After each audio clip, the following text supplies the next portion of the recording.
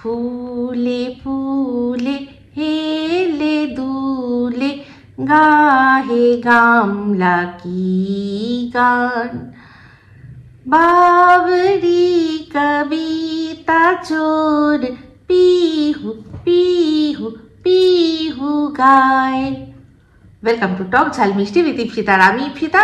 এখানে নো গালাগালি, নো কিস্তি, অনলি মস্তি। তো ইনস্ট্যান্ট এই গানটা বানাতেই হলো, কারণ আজকে গামলার ব্লগ দেখলাম, তো মর্মাহত হয়ে গানটা গাইলাম। গানটার সুরটা অবশ্যই রবীন্দ্রনাথের থেকে নেওয়া, আর কথা আর একটু নেওয়া, একটু নিজের তার মধ্যে ইনপুট করা, কারণ কপিরাইটের ভয়।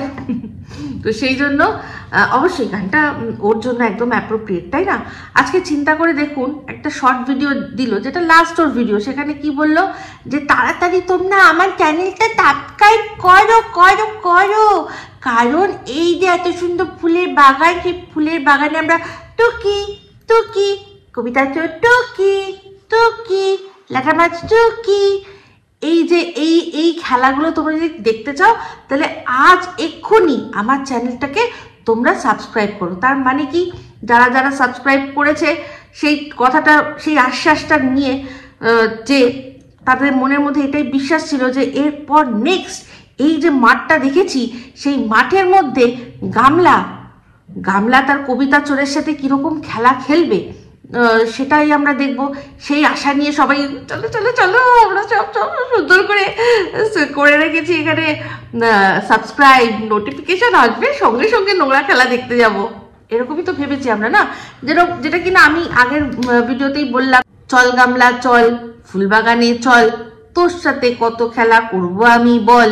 তো এইসব বলেই তো আমাদেরকে মনে আশা জুগিয়ে দিচ্ছিল। তো সেই আশাহত হলাম, মর্মাহত হলাম দেখে যে ওরকম ধরনের কোনো ব্লগ আসেনি, ঠিক আছে?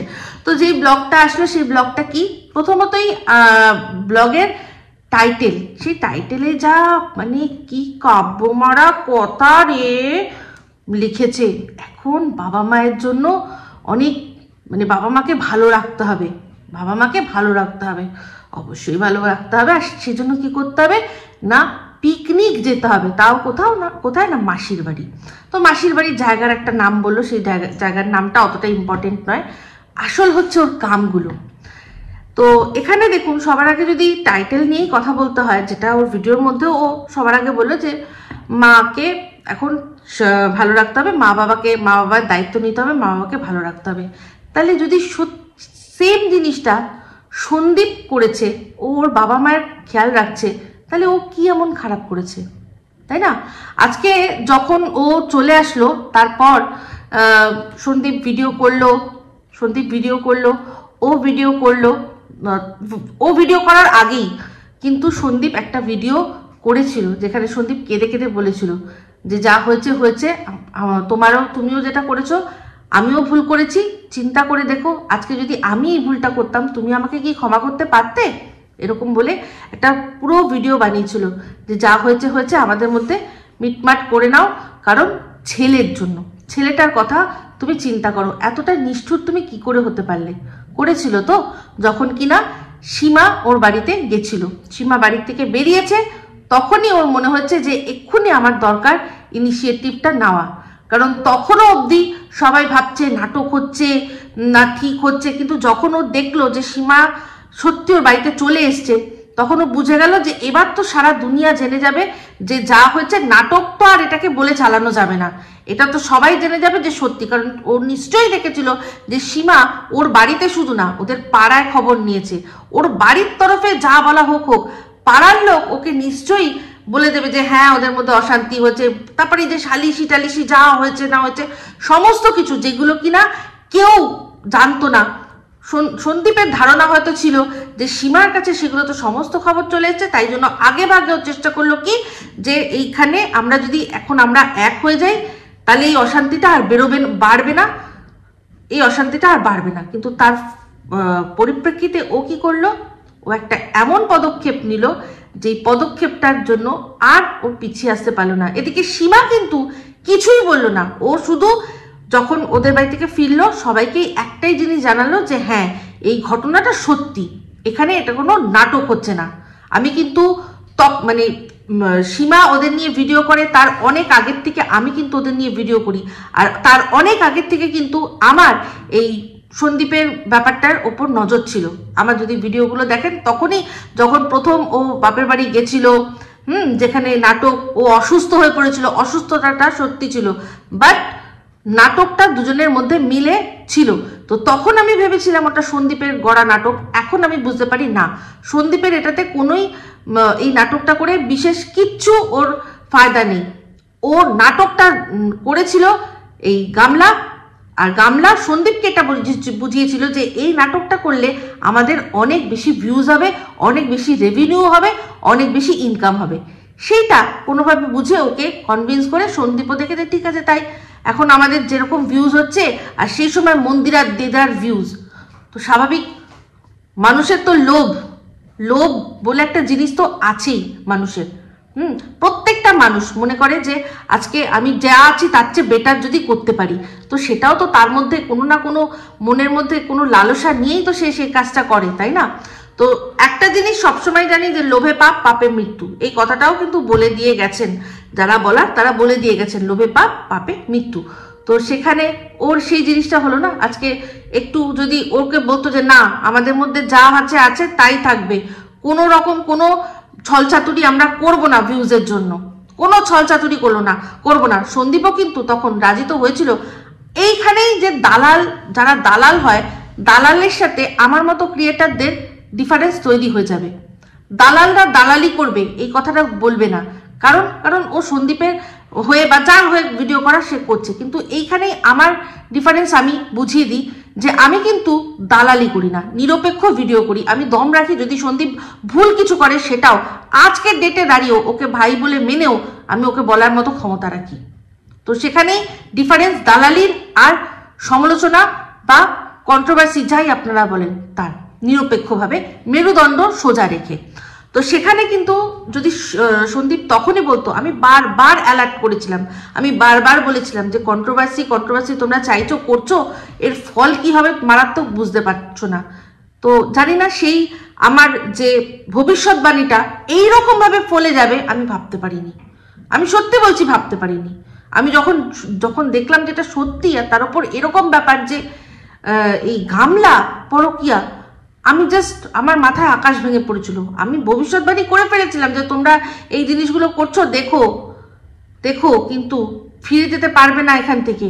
এটা কিন্তু একটা বিশাল বড় মানে যাকে বলে পাক, সেই পাকের মধ্যে তোমরা ঢুকছো, লাজ লজ্জার মাথা খেয়ে তোমাদের ঢুকতে হবে। তো যাক, ও তো আগের থেকেই সব কিছু করেই রেখেছিল, লাজ লজ্জার মাথা খেয়েই না ও সেক্স চ্যাটের মতো জিনিস করেছে। তো সেখানে তো বোঝাই যাচ্ছে।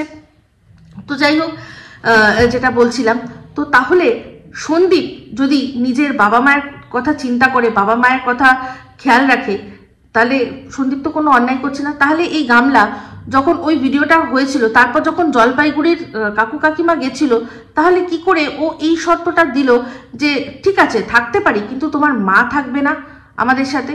তাহলে ও কি করে দিল? আজ নিজের মায়ের ক্ষেত্রে বলছে, নিজের মা কষ্ট পাচ্ছে কি না, যেই ঘরে দিদিমা থাকতো সেই ঘরটাকে দেখছে উনি, তাতে কষ্ট পাচ্ছে, কাঁদছে বারবার করে। যে মা তার মেয়ে হয়ে গেছে, তারও একটা সন্তান হয়ে গেছে, তাহলে ভাবুন যে এই কথাটা বলছে যে আমার মা তার মায়ের কথা চিন্তা করে কাঁদছে, তাহলে ওর মনে এটা একবারও আসে না যে আমারও তো সন্তান একটা আমি জন্ম দিয়েছিলাম, তাই না? নারী কেটে আমারও তো একটা নারী ছেঁড়া ধন বেরিয়েছিল, তো সে আমার কথা চিন্তা করে কাঁদে না? তার একবারও এই কথাটা চিন্তা হয় না? এই জায়গাটাতেই বোঝা যায়, কারণ ও ভালো করেই জানে যে না, সে কাঁদবে না। তো যাই হোক, আমি শুধু যখন এই কথাগুলো বলছিলাম, আমি তাই ভাবছিলাম যে আজকে টিনের মা তার গর্ভধারিণীর জন্য কাঁদছে, সে নেই, কাঁদছে। টিন তার গর্ভধারিণীর জন্য কষ্ট পাচ্ছে। আমি শুধু চিন্তা করছি, কৃষাণু কি তার গর্ভধারিণীর জন্য কষ্ট পাবে? না, কখনো কখনো গর্ভ থেকেও আরো অনেক কিছু এগিয়ে যায়, অনেক বেশি কিছু হয়ে যায়, এগিয়ে যায়, তখন সেই ক্ষেত্রে কিন্তু কষ্টটা হয় না। আমার মনে হয় না কৃষাণুর কষ্ট হবে বলে, কারণ হবে কি করে? সে দেখেছে তার মাকে তার জন্য কষ্ট পেতে, তবে না হবে। তবে না হবে। এগুলো সমস্ত কিছু চলে আসে এরকমভাবে ধারাবাহিকভাবে। তো যাই হোক, আমাদের অমাবস্যার যে কষ্টটা মানে সেই অদৃশ্য কষ্টটা কিন্তু বুঝতে পারলাম না, কারণ ভিডিওটা আগে যত এগোলো তখন অমাবস্যার কষ্ট তো দেখতে পারলাম না, উল্টে যেভাবে হাহাহিহি করছিল তাতে মানে ভালোই বুঝতে পারছিলাম যে খুব মজায় আনন্দেই রয়েছে। তো যাই হোক, মেয়ে মজা করতে নিয়ে গেছে, যখন মস্তি করতে নিয়ে গেছে, যখন মস্তি তো করবে, ওনার তো মস্তির বয়স চলে যায়নি। তো সেখানে গেল, জায়গা যেখান থেকে গেল, যেতে যেতে বাজার করতে করতে গেল। তো বুঝলাম যে যার বাড়িতে যাচ্ছে তার হয়তো সেরকম অবস্থা নয়, সেই জন্যই বাজার করতে করতেই যাচ্ছে। না হলে মাসির বাড়িতে যাচ্ছি আমি, বাজার করতে করতে কেন যাব, বাজার করে নিয়ে কেন যাব? মাসির বাড়িতেই মাসি তো বাজার করে আমাদেরকে খাওয়াবে। হ্যাঁ, অবশ্যই মাসির জন্য আমরা যাওয়ার সময় ফল টল, তারপর যে যেরকম সামর্থ্য মতো, কেউ মিষ্টি, এরকম ধরনের জিনিসপত্র নিয়ে দেখা করতে আমরা আত্মীয় পরিজনের বাড়িতে যাই, তাই তো? তো সেখানে দেখলাম সমস্ত বাজার করতে করতে নিয়ে গেল দুধ। আবার বলল যে একদম গাঢ় করে মোটা করে দুধ খেতে হবে না, দুধের চা খেতে হবে না আমাদের, তো সেই জন্য চা একেবারে দুধ নিয়ে যাচ্ছি। তো সেখানে গেল, গিয়ে পিকনিক হবে, বললো পিকনিক হবে। তো যেখানে গেল, যে বাড়িটায় গেল, সেখানে ওর মাসিকে দেখলাম, উনি নাইটির কাজ করেন, মানে নাইটি উনি সেলাই করে দিয়ে যান। কিছু মানুষ আসে, তারা হয়তো থান দিয়ে যায়, সেই থানগুলোকে উনি সাইজ করে কেটে সেলাই করে নাইটির রূপে পরিণত করে দেয়। যতদূর সম্ভব এগুলো সপ্তাহে হয়, কারণ এই নাইটির বিজনেস আমি জানি, কারণ অনেক বড় একজন নাইটির বিজনেস আমারই বন্ধু বান্ধবের মধ্যে আছে, তাই জন্য জানি, মানে বিশাল স্কেলে সেটা। তো এগুলো তারা সব বিক্রি করে, মানে লট নাইটি বিক্রি করে, সেগুলো বিক্রি করে গিয়ে দেয় যারা ওই হাটে, তাদেরকে দেয়, তারা বিক্রি করে। এবার তারা আবার সেখান থেকে আবার সবাই পাইকারি দরে নিয়ে যায়, তারপর সেখান থেকে ওই যেরকম দেখেন রিং এর মধ্যে ঝুলে আছে ওরকম। তো এইরকম করে এই সিস্টেমটা যায়, আমি তাই জন্য জানি সপ্তাহে, যেহেতু হাটগুলো সপ্তাহে হয়, তো সপ্তাহে, কারণ টিনও নিজের ভিডিওর মধ্যে বলছিল যে এই সপ্তাহের মাল সব তৈরি করা আছে, আজকে আমরা এসেছি মজা মস্তি করছি, তাতে মাসির কাজের খুব একটা অসুবিধা হবে না, তাতেই আমি একেবারে আরো শিওর হয়ে গেলাম। তো যাই হোক, ওখানে গিয়েও আবার বাজার করতে যাওয়া হলো। আবার শুনলাম নাকি যে দুটো ওখানে যে উনুনটা আছে, কারা যেন উনুন তৈরি করে দিয়ে গেছে। তো এখানে যে মাসি থাকে, সে মাসি কিন্তু একাই থাকে, মাসির বড় থাকে না, মাসির ছেলেরাও থাকে না, সব থাকে কোথায়? দিল্লিতে। তো এই যে মাসি মেশো একসাথে থাকে না, গামলার মাসি মেশো যে একসাথে থাকে না, তাহলে আমরা বলতেই পারি যে আমরা এটা আন্দাজ করতে পারি যে মাসিরও কি তাহলে পরকীয়া আছে? হতেই পারে, কারণ যেই যুক্তিতে শুনেছিলাম যে এই গামলা বলেছিল, একটা কল রেকর্ডিং শোনা গেছিল, সেখানে একজন ভদ্রলোক সে বলছিল যে একজন হাজব্যান্ড ওয়াইফ তারা নাকি পাশাপাশি শোয় না, এক ঘরে থাকে না। তার মানেই সেইটুকু শুনিয়েই গামলা বলেছিল, শুনলে আজ 5টা বছর ধরে আমি জানি কিন্তু আমি বলিনি, তোমরা শুনলে তো, যে যার নিজের পরকীয়া আছে সে আবার অন্যকে কি করে পরকীয়ারত বলে? তো পাশাপাশি শোয় না যদি তার মানে পরকীয়া হয়, তাহলে তো এ ভিন রাজ্যে থাকে, এর তো মানে তাহলে অনেকগুলো পরকীয়া। তো শুনলাম নাকি কৃষ্ণনগর থেকে কারা যেন আসে মাল নিয়ে, তারা কি মাল নিয়ে আসে? হ্যাঁ, কৃষ্ণনগরের সুন্দর একটা নাগর আসে নাকি, একটা সুন্দর পুতুল নাগর আসে, একটা আসে না, অনেকগুলো নাগর আসে, কে জানে, বলা যায় না। এই যে উনুনটা তৈরি করে দিয়েছে, হয়তো কোনো নাগরেরই দান, কারণ যার বাড়িতে হাজবেন্ড থাকে না, পাশাপাশি হাজবেন্ড শোয়ে না, তার মানেই তাকে তো পরকীয়া করতেই হবে, তাই না? ম্যান্ডেটারি, একেবারে বাধ্যতামূলক। আচ্ছা বলছি, আমাদের সরকার থেকেও তো আবার কি বলেছে, মানে আমাদের দেশের আইন কি বলছে, যে স্বামী স্ত্রী পাশাপাশি না শুলে তাকে পরকীয়া করতেই হবে। আর অ্যাকচুয়ালি যেই যুক্তিতে ও নিজে পরকীয়া করছে, আমাদের গামলা, যে স্বামী তো ঠিক মতো দেয় না, সময় দেয় না, মায়ের সাথে বেশিটা সময় দেয় বলে ওকে সময় দিতে পারে না, সেই জন্যই তো ওকে পরকীয়া করতে হয়েছিল না, তাই না? তো দেখুন, আজকে দেখছেন একটা যে ফ্যামিলিটাকে দেখালো, এই যে সুপার বদ্দি কিন্তু সুপার জন্য ঠিক এই জীবনটাই চায়, এই জীবনটা, এই যে সুন্দর একটা জীবন, যেখানে কিনা বাড়িতে কেউ নেই, কে কখন আসবে কোনো মানে আজ এখন সকালে একজন আসছে, বিকেলে আরেকজন আসতে পারে। কাজের সূত্রে আপনারা বাজে কেন ভাবেন সবসময়? আমি ভালো কথা বলছি, যাদের মাইন্ডে নোংরা ঘুরছে তারা ভাই নোংরা ভাবে নেবেন। আমি এমন কোনো নোংরা ওয়ার্ড না ইউজ করছি, না কোনো বাজে কথা বলছি। আমি এটাই বলছি যে চোপার বদ্দি চেয়েছিল, চোপার জন্য এরকম একটা জীবন, তাই জন্যই বলেছে রেখা। রেখাকে দেখো, অমিতাভ বচ্চন মনে হয় বলেছিল, অমিতাভ বচ্চন রেখা দেখেছো এইরকম লাইফ যে কেউ থাকবে না ভাই। তো এরকম একটা লাইফ চেয়েছিল যেখানে কিনা, সেই জন্যই দেখো সেই মাসি দেখো হতভাগী, যার দুটো ছেলে আছে, তারা তার মায়ের সাথে থাকছে না, তারা কোথায় যাচ্ছে না ভিন রাজ্যে যাচ্ছে, তার বড় ভিন রাজ্যে যাচ্ছে। তো এই হচ্ছে ফ্যামিলি বন্ডিং, এটা দেখবে, দেখে শিখবে। ওই যে মাসি বেচারা কতটা চাল মাপতে হয় সেটুকুও জানে না। তো খাবারও কি কেউ দিয়ে দেয় নাকি? যারা আসে কি হাতে করে খাবার নিয়ে আসে? সেই জন্য চাল ডাল মাপতেই হয় না মনে হয়। সেটাই মনে হচ্ছে, আমার তো তাই মনে হচ্ছে। কিছু করার নেই, এই যুক্তিগুলো সমস্ত কিছু গামলা আমাদেরকে শিখিয়েছে, বুঝিয়েছে। গামলা বলেছে হাজবেন্ড না থাকলে যা যা করতে হয়, হাজবেন্ড না দিলে অন্য জায়গা থেকে নিয়ে নিতে হয়। সময় বলো, ল্যাটা মাছ বলো, যা খুশি, এভরিথিং তোমাদের ব্যাপার। মানে স্কাই ইজ দ্য লিমিট। তোমরা যতটা ভাবতে পারবে, সামনে পেছনে আগে নিচে, চেটে খেটে যেভাবে ভুক তোমরা বুঝে নাও, ঠিক আছে? আমি কিন্তু কিচ্ছু বলছি না। তো রান্না বান্না আবার বাজার হলো, রান্না বান্না করা হলো। তো সেখানে বুঝতেই পারছো যে এইরকম ধরনের একটা লাইফ কিন্তু এই গামলা চাইছিল। তো গামলা যখন বলছিল যে মাসি একা থাকে, তো মাসি তো একা থাকে, কেউ তো নেই, তখন ওর মনের মধ্যে, মুখের মধ্যে কোথায় যেন একটা বিষণ্ণতা ভাব দেখতে পাচ্ছিলাম, বিষণ্ণতা। তো মানুষের জীবনে স্বাধীনতা মানে কেউ না থাকাটা যদি স্বাধীনতা হয়, সেই স্বাধীনতাটা কতটা উপভোগ করা যায় একবার জিজ্ঞাসা করুক ওর মাসিকে। যদি সত্যি ওনার যে কথাগুলো ওর যুক্তিতে খাটে সেরকম যদি না থাকে। আমি কিন্তু বারবার বলছি যে আমি একবারও কিন্তু ওই মহিলার সম্পর্কে কোনো কটু কথা বলছি না। আমি বলছি ওদের যুক্তি যদি শুনতে হয়, যদি ওই যে যুক্তি দিয়ে ওরা কিনা সন্দীপের মাকে নোংরা থেকে নোংরাতর কথা বলেছে, সেই যুক্তি যদি মানতে হয়, তাহলে কিন্তু ওই মহিলার সম্পর্কে এই কথা বলতে হয়। কারণ এই কথাগুলো একটাও আমার মনের কথা না। আমি সারা চোখে দেখে কখনো এই ধরনের কথা কোনোদিনও বলতেই পারতাম না। ওরা এই জিনিসগুলো দেখিয়েছে, ওদের দালালরা দেখিয়েছে, বুঝিয়েছে যে একটা মানুষ, একটা মহিলা নিঃসঙ্গ হলে তাকে কি কি করতে হয়। আমি কিন্তু না হলে এগুলো জানতাম না, এগুলো কিন্তু চিন্তা করিনি।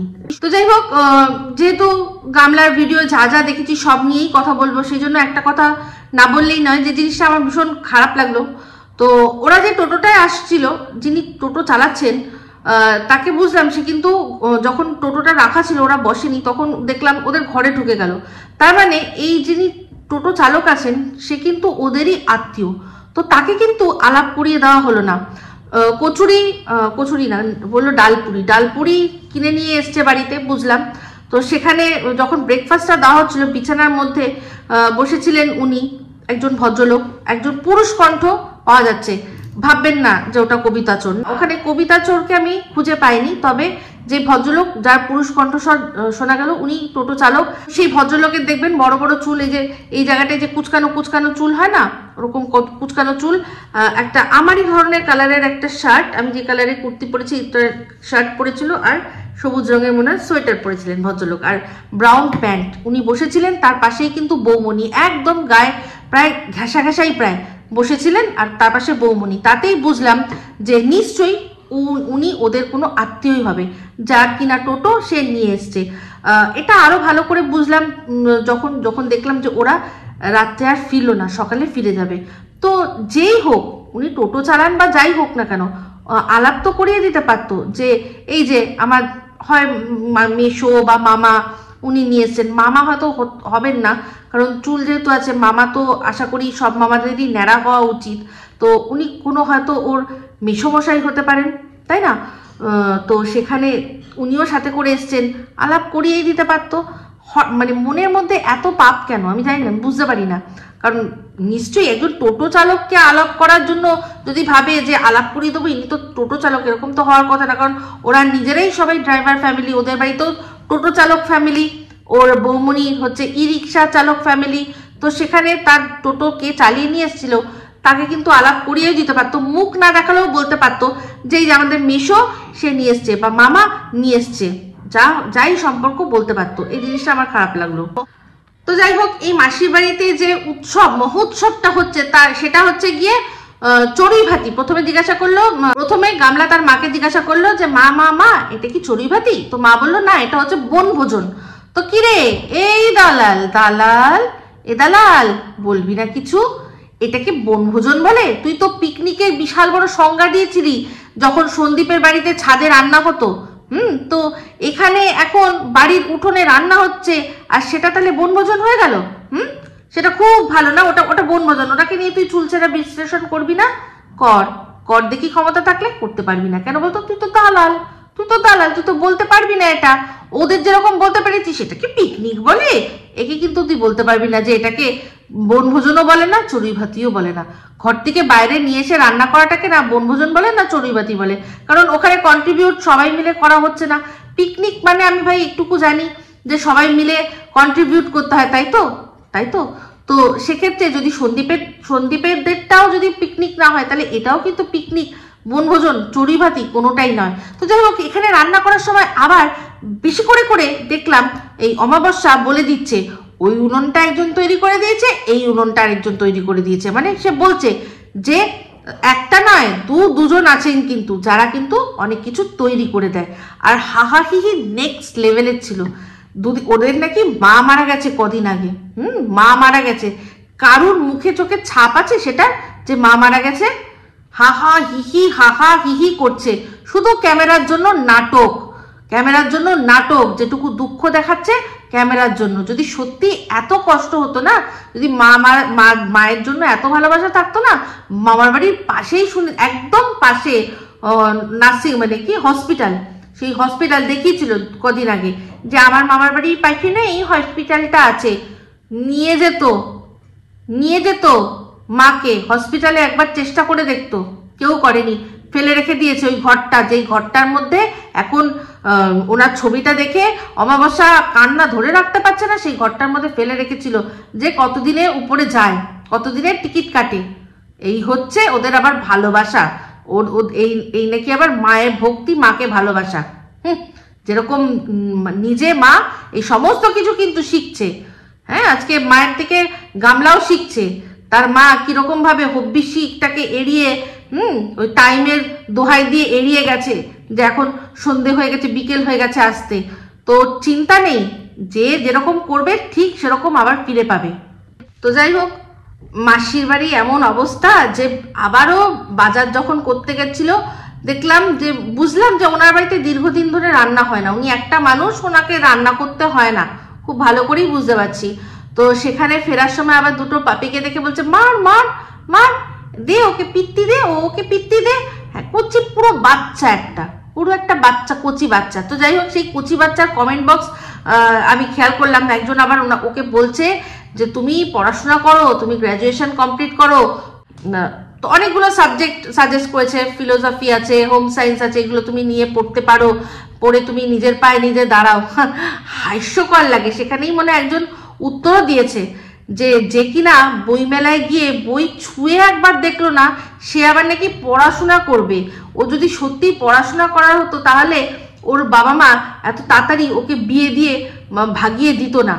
ভালো করেই জানে যে যাই হোক না কেন ও পড়াশোনা মানে যেটা বই পড়ে পড়াশোনা হয় সেটা ওর দ্বারা হবে না, খুব ভালো করেই বুঝতে পেরেছে। তো যাই হোক, এখানে আসি কমেন্ট বক্স নিয়ে যখন কথা বলতে শুরু করলাম, একটা ওর কমেন্ট বক্সে একজন কমেন্ট করেছে দেখলাম, যে বলছে নাকি যে আইডি তুমি ক্রিয়েটার আইডি তৈরি করো, তাহলে তুমি চাইলেই তোমার আগের ভিডিওগুলোতে তুমি মানে ওই সন্দীপের চ্যানেল দুটো তুমি নাকি স্ট্রাইক দিয়ে উড়িয়ে দিতে পারবে। তো তার জ্ঞান কতটা আমি জানি না। তো ক্রিয়েটার আইডি অবশ্যই ওর আছে, এখন প্রত্যেকটা চ্যানেলেরই ক্রিয়েটার আইডি অলরেডি তৈরি করা থাকে। তো সেখানে ওর যে আগের ভিডিওগুলো আছে সেখানে ও নিজে স্বতঃস্ফূর্তভাবে ভিডিও করছে, ও নিজে সেখানে কথা বলছে, ওর ভিডিও কেউ চুরি করে বা ও এমন কিছু অজ্ঞাত অবস্থায় নেই যে অজ্ঞাত অবস্থায় ও কথা বলছে সেটা লুকিয়ে লুকিয়ে কেউ দিয়ে দিয়েছে। কোনোভাবেই এটা সম্ভব নয়।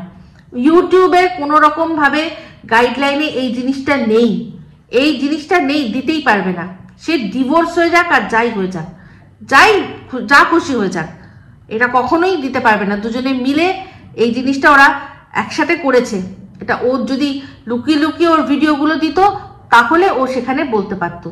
কোনোভাবেই এটা সম্ভব নয়। তো যে এরকম ধরনের দিবা স্বপ্ন দেখাচ্ছে, স্বপ্ন দেখেই থাকুক, এটা কোনোভাবে সম্ভব নয়। ইউটিউব কোনোভাবে না, ইউটিউব না আমাদের দেশের আইন কোনোভাবে এই জিনিসটাকে আটকাতে পারবে না। কারণ ও সন্দীপ পরিষ্কার, সন্দীপ কি দেখাবে, ও তো নিজেই ব্লগিং করছে, ও তো নিজেই ক্যামেরায় এসছে, সে তো ও তো নিজে করেছে। আজকে ওর হতেই পারে রাস্তা আলাদা হয়ে গেছে, সেক্ষেত্রে এই পুরনো অতীতটাকে তাকে জাস্ট ইগনোর করতে হবে।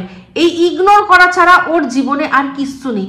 আর ইগনোর করলে ও মানসিক ভাবেই শান্তিতে থাকতে পারবে, সব রকম ভাবে শান্তিতে থাকতে পারবে। আর যদি না করে তাহলে কি হবে, ও যেটা করছে আর কি, সন্দীপকে মাঝে মাঝেই বেঁচে খাচ্ছে। ইগনোর করলে তাহলে বেঁচবে কি করে? তো এই যারা ধারা এই ধরনের বুদ্ধি যে একজন দিয়েছেন আমি দেখেছি, তাকে আমি বলবো ইউটিউবের গাইডলাইন গাইডলাইনটা আবারও ভালো করে সে যাতে পড়ে, তাহলে বুঝতে পারবে যে এটা কোনোভাবে সম্ভব নয়। এটা একমাত্র সম্ভব হতো যদি কোনোভাবে ওর অনিচ্ছাকৃতভাবে নিতে পারত। যদি তাও কিন্তু নেওয়া যায়, তাও কিন্তু স্ট্রাইক দেওয়া যায় না। কারণ তাহলে যদি সেটাই হতো, তাহলে আজকে আমি যখন রাস্তা দিয়ে হাঁটছি, আমার সাথে অনেক মানুষ আছে, তারা অনিচ্ছাকৃতভাবেই আমার ক্যামেরায় বন্দী হয়ে যাচ্ছে। তাহলে তারা চাইলে কি আজকে আমার চ্যানেলে স্ট্রাইক দিয়ে আমার চ্যানেলটাকে উড়িয়ে দিতে পারবে? পারবে না, কোনোভাবে সম্ভব না এটা। কারণ সে আছে এরকমই জায়গায়। তো সেখানে ওর বাড়িতে ছিল, তখন ওর ছিল, ওয়াইফ ছিল, পুরোনো ডেট দেখা হবে, ডিভোর্সের ডেট দেখা হবে, যে এটা কবে তোমার ডিভোর্স কবে হয়েছে আর কবে এই ভিডিওটা পাবলিশ করা হয়েছে। তো যারা যারা এই বোকা বোকা বুদ্ধিগুলো দিচ্ছে, হ্যাঁ ভালো, এইগুলো নিয়ে এঙ্গেজ থাকুক। এগুলো এঙ্গেজ মানে পুরো খেলার মতো ব্যাপার হবে। তো সেই খেলাগুলো যারা করতে বলছে, ওকে এই বুদ্ধিগুলো দিচ্ছে ওর ওই মাথার মধ্যে, ঠিক দিচ্ছে। যদি করতে পারে, বড় হাস্যকর লাগলো আমার যে কোন হিসাবে এই কথাগুলো বলতে পারে। তাহলে তো যে কোনো মানুষ প্রত্যেকটা চ্যানেলে গিয়ে স্ট্রাইক দিয়ে দেবে। হয় সেটা সম্ভব? কোনোভাবেই সম্ভব নয়। একমাত্র আমার অজ্ঞাত অবস্থায়, আমার না চাইতে তুমি আমার কিছু জিনিস দেখাচ্ছ, আমি এসে গেছি, তুমি কিছু করতে পারবে না। আজকে এই যে মিট আপ একটা হলো, কত লোকের চ্যানেলের তো কত লোক ক্যামেরা এসছে, তারা কি তাহলে চাইলে স্ট্রাইক দিয়ে দিতে পারবে? দিতে পারবে না, কোনোভাবে দিতে পারবে না। স্ট্রাইক ইউটিউবের ব্যাপারটা এটাই যে তোমার কন্টেন্টটাকে আমি নিয়ে দিচ্ছি কিনা সেটাই। সেক্ষেত্রে যদি টিনের পুরনো ভিডিও যেগুলো সন্দীপের চ্যানেলে, সেগুলোতেও কিন্তু ও স্ট্রাইক দিতে পারবে না, কারণ ওটাও কন্টেন্ট নয়। ওকে এই চ্যানেলের লিঙ্ক দিতে হবে যে এই দেখুন আমার এই ভিডিও, সেখান থেকে এটা নেওয়া, তবে গিয়ে হতে পারে। যদিও ভিডিও ক্লিপিং এর ক্ষেত্রে আমার যতদূর মনে হয়, যদি তাহলে তো রোস্টিং চ্যানেলগুলো উঠেই যেত, ক্লিপিং এর ক্ষেত্রে আশা করি হবে না, এই জিনিসটা একেবারেই হবে না। একমাত্র হবে যে যদি কেউ কারোর ভিডিও পুরোটা কপি পেস্ট করে নিয়ে একেবারে ডাউনলোড করে নিয়ে গিয়ে সোজা সেম টু সেম দিয়ে দিচ্ছে, তাহলে তো সেটা তুমি ভাই কারোর পুরো ক্রিয়েটিভিটিটাকে নিয়ে কপি করে দিয়ে দিচ্ছ। যে জন্য কিনা এই রুমালি দিতে পেরেছে, যে জন্য কিনা শানু দেবে বলেছিল, এরকম অনেকেই আছে পুরো ভিডিও একেবারে টো ধরে দিয়ে দেয়, তাদেরকে দেওয়া যায়। বাদ বাকি ওই ছোট ছোট ক্লিপ যারা ইউজ করছে তাদেরকেও দিতে পারে না। তাহলে রোস্টিং কমিউনিটি এতদিনে উঠে লাট হয়ে চলে যেত। এইসব বোকা বোকা বুদ্ধিগুলো কাদের মাথায় আসে আমি জানি না। তো যাই হোক, চলে আসি এবার ভিডিওর মধ্যে। তো যাই হোক, এরপর দেখলাম ওই রান্না বান্নার পরে নাইটি বাহিনী সোজা গেল নাইটি পরে স্নান করতে। মানে জাস্ট অবাক হয়ে গেলাম। নদী বাড়ির থেকে সামনে, আমি মানছি, তা সত্ত্বেও তারা নাইটি পরে গিয়ে নদীতে স্নান করছে। মানে এতগুলো মানুষ নাইটি শুকনো অবস্থায় যাচ্ছে সেটা ঠিক আছে, যখন জানে যে যখন স্নান করে আমরা ফিরবো প্রত্যেকেরই তো গা ভিজা থাকবে, ওরকম ভিজা নাইটি সাটিয়ে গায়ের মধ্যে একটা পাড়ার মধ্যে থেকে এতগুলো মহিলা নাইটি বাহিনী আসছে। মানে জাস্ট ওদের স্ট্যান্ডার্ডটাকে খুব সুন্দর করে এনহ্যান্স করে, খুব সুন্দর করে দেখায়। আর যারা গিয়ে ওর চ্যানেলে গিয়ে বাবা করছে, তাদেরও মানসিকতার পরিচয় দেয় যে সত্যি এই জিনিসগুলো দেখতে ভালো লাগে। এটা একটা ক্যামেরায় দেখানোর জিনিস যে নাইটি পরে স্নান করে নদীতে আমরা সেটা তারপর বাড়িতে ফিরছি। জানি না, আমি ঠিক বুঝতে পারি না, আমার তো বোধগম্য হয় না, অত্যন্ত কুরুচিকর মনে হয়, অত্যন্ত কুরুচিকর মনে হলো। তো নাইটি বাহিনী সবকিছুতেই শুধু নাইটি ছাড়া আর কিছু না। আমি যদি তাও মানতাম, আরে ভাই একটা করে লেগিংস, একটা করে কুর্তি পরে যা, স্নান কর, তারপর চলে আয়, সেটাও তো একটা ব্যাপার, মানে ভালো লাগে। কিন্তু নাইটিটা ব্যাপারটা কি, যখন নাইটি ভিজে যায় তখন তো পুরো একেবারে শরীরের সাথে পুরো সেটে কাঁপতে ধরে না, তাহলে তার মানে কি হয়, শরীরের পুরো এক একটা কার্ভ, এক একটা শরীরের ভাঁজ, সেটা পুরোপুরি মানুষ দেখতে পারে, পুরো দেখতে পারে। মানে রীতিমতো মনে হয় কিছু পড়ে নেই, এরকমই অবস্থা। শরীরের সাথে নাইটি যখন জলের মাধ্যমে পুরোপুরি ছেপে যায়, পুরো শরীরের সমস্ত, তার ছাপাখানা থেকে শুরু করে তার সমস্ত কিছুই দেখা যায় পরিষ্কারভাবে। তো এটা সত্যি সত্যি সত্যি এটা কোনো মানে দেখানোর মতো জিনিস, তাই না? এরকম করারই বা কি আছে, আমি ঠিক বুঝতে পারি না।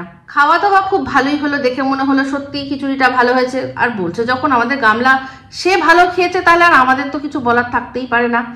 তো খাওয়া দাওয়ার পর আবার সুন্দর করে বসে ফল খাওয়া হলো, কি না বিলাতি আমরা, তারপর আরও যা ছিল খেলো।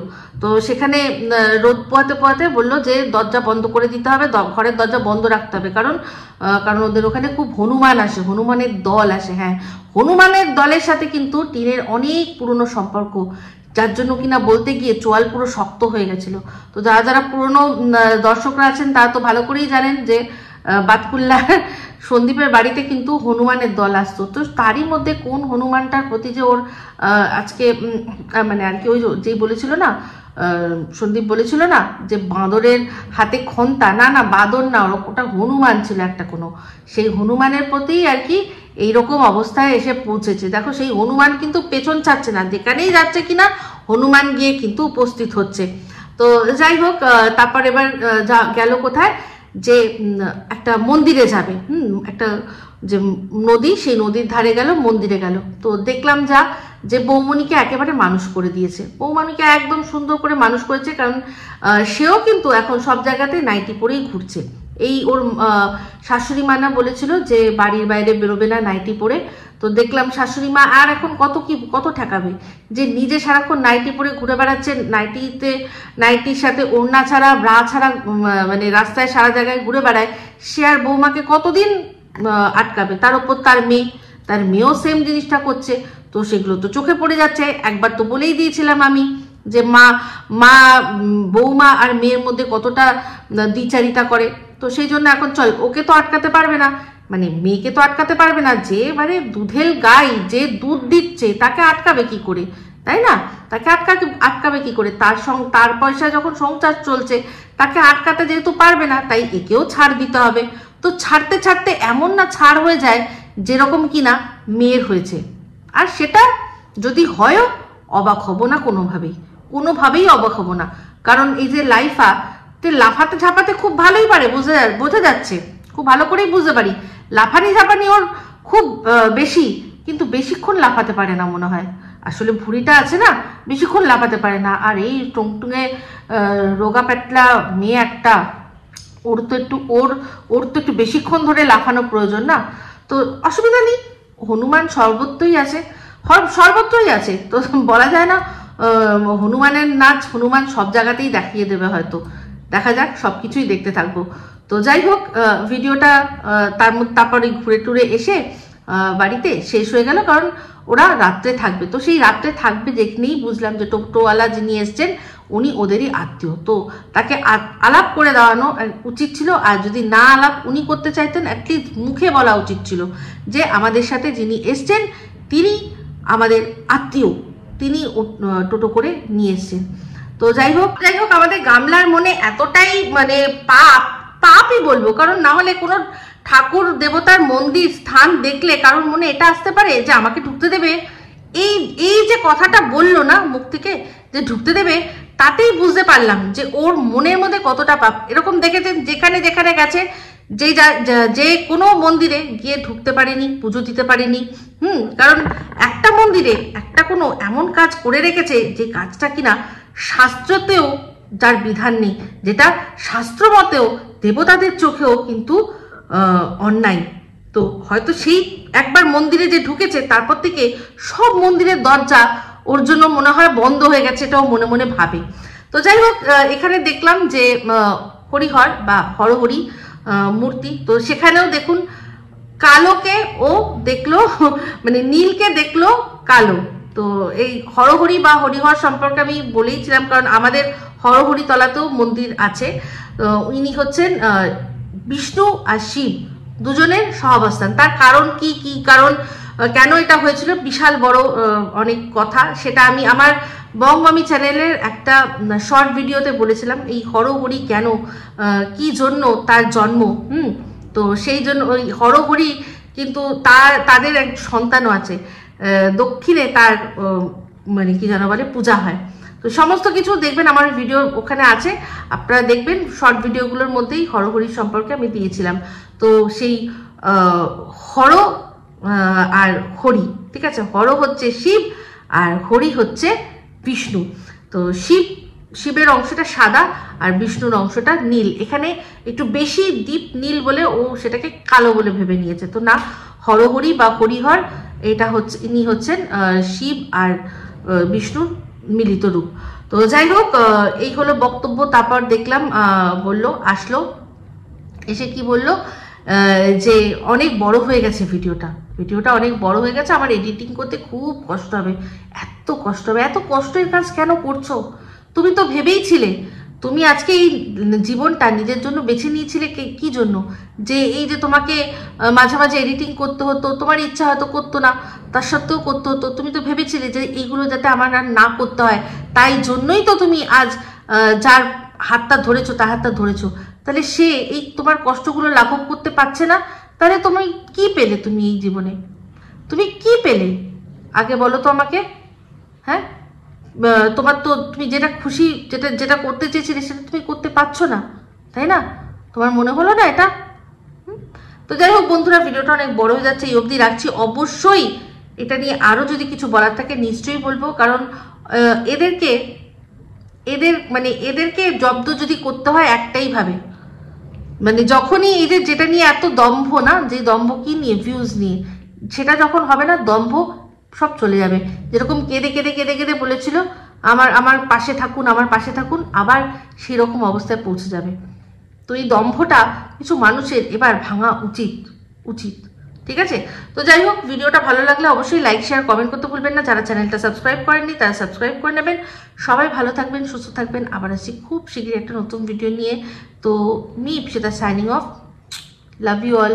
আর হ্যাঁ, মটর শাক থাকলে হনুমান তো থাকবে। হ্যাঁ, তুমিও যখন ওখানে ছিলে তখন মটর শাক ছিল, আবার হনুমানও ছিল। সেই হনুমান মটর শাক তছনছ করে দিয়ে গেছে, বুঝতে পেরেছো তো?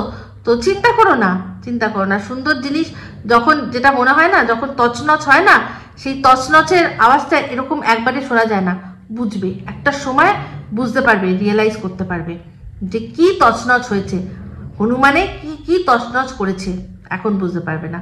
তো চলুন বন্ধুরা, টাটা।